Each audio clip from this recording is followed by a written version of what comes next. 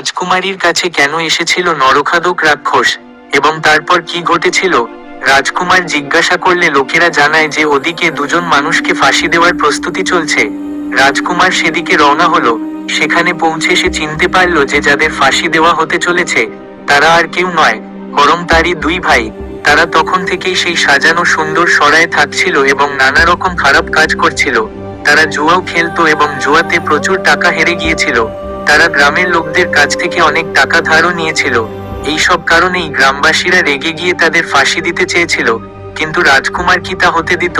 সে গ্রামবাসীদের বলল, তোমরা আমার কাছ থেকে টাকা নিয়ে নাও, কিন্তু আমার ভাইদের ছেড়ে দাও। বহু অনুরোধ ও বোঝানোর পর গ্রামবাসীরা রাজি হয় এবং তাদের ছেড়ে দেয়।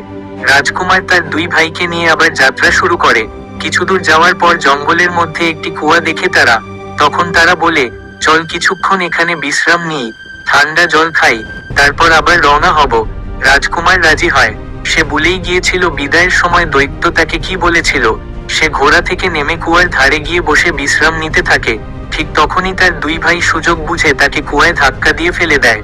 তারপর তারা রাজকুমারীর ঘোড়ায় রাজকুমারীকে বসিয়ে এবং সোনার পাখির খাঁচা নিয়ে রওনা দেয়।